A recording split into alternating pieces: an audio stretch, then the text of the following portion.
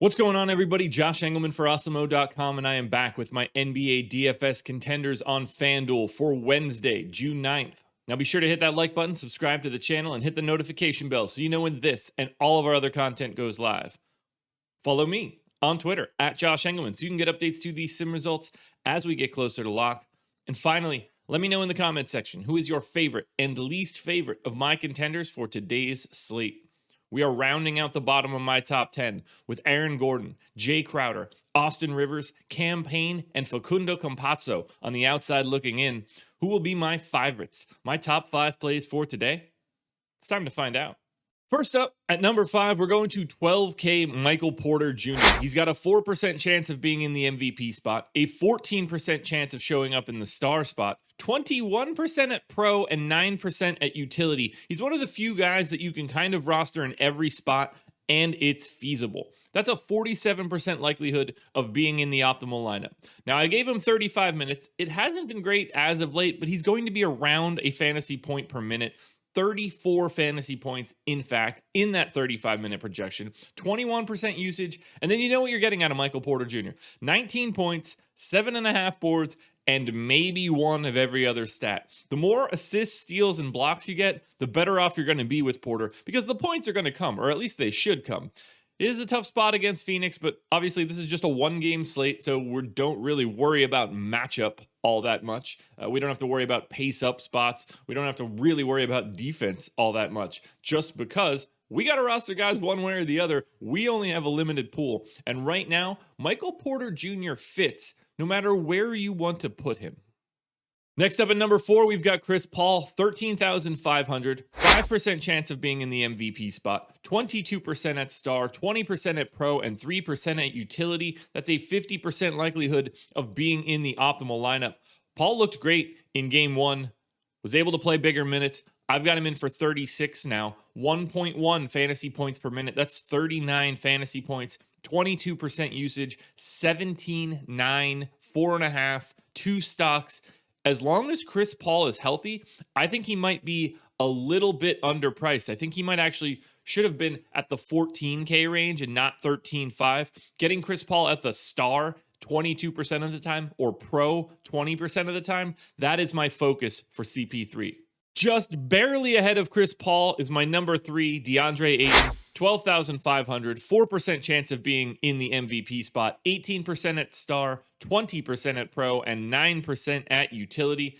I gave him 36 minutes, did a pretty solid job on NIKOLA Jokic in game 1. The main key for Ayton, he's got to keep himself out of foul trouble. Not necessarily easy against Jokic, but he's going to get every opportunity to do so.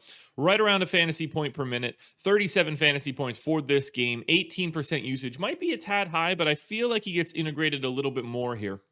17 points, 10.5 boards, and very little else. 1.5 assists, maybe 2 stocks. That's the best you could really hope for here. For Ayton, it all comes down to whether or not he can be on the floor for all of these minutes. You're most focused on star and pro, so pay close attention to that ownership as we get closer to lock. Next up at number 2, we're going to $14,500 Devin Booker. 18% chance of being the optimal MVP, 27% chance at the star, and 11% at the pro, 57% likelihood of being in the optimal lineup. I expect Booker to do the same thing he's been doing throughout this entire playoffs. Play monster minutes. I've got him in for 40, just north of a fantasy point per minute. And I think he's going to score and score and score. 31% usage, 29.5 points, 5 assists, almost 5 boards, very little else. You're here for Booker for the scoring. And if you expect the Suns to win this game, you have to assume that they're doing it on the back of a relatively high-scoring Devin Booker day. Now, before we get to that number 1 contender, one last reminder, please hit that like button, subscribe to the channel, and hit the notification bell so you know when everything goes live. Then head to twitter.com and follow me at Josh Engleman. Only place you're going to get updates to my sim results as we get closer to lock. I am on live before lock tonight from 8:30 to 9:30, so you can expect these updates somewhere in that 8 to 8:30 window. Keep your eyes peeled for that. And then in the comment section underneath this video, I need your favorite contender, your least favorite contender, and the guy that you thought was going to be on this list that you didn't see. And finally, the no-brainer number one play on FanDuel for today, it's Nikola Jokic. He is 15K, 68% chance of being the optimal MVP, 15% chance at the star, and 5% at the pro spot. That is an 88% likelihood that Nikola Jokic is in the optimal lineup. I have him in for 37 minutes at around 1.5 fantasy points per minute, 54.4 fantasy points, in fact. You know what you're getting out of Jokic at this point. Literally everything for the Denver Nuggets. 35% usage, 30 points, 10 boards, 6 assists, 2 stocks. This one's a no-brainer. More often than not, basically 2 out of 3 times, you're playing Jokic in the MVP. He's going to be probably slightly under-owned in MVP. I'm guessing he goes over-owned in utility. So I do like the idea of going to that 15% likelihood of Jokic at the star spot. But again, ownership will play the entire...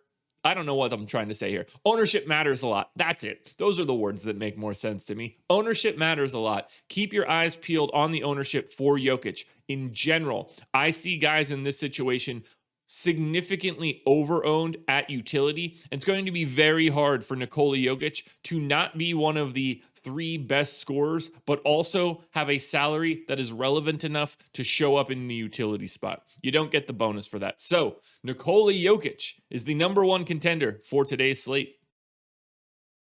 Alrighty, folks, that will do it. Those are my NBA DFS contenders on FanDuel for Wednesday, June 9th. Now, there is no process show for you to go watch, unfortunately. We don't do those for one-gamers, but DraftKings version of this video is around here somewhere, and Laffy and I, at 10 a.m. Eastern Time, will still have a strategy show for this game, so keep your eyes peeled. Live before lock tonight, 8:30 Eastern Time. This one's a late one. You don't want to miss it. We got a lot going on today, guys. Make sure you subscribe to the channel and hit that notification bell. You don't want to miss any of the content that we're putting out. Good luck tonight, everybody. I will see you again tomorrow morning for another edition of the Contenders.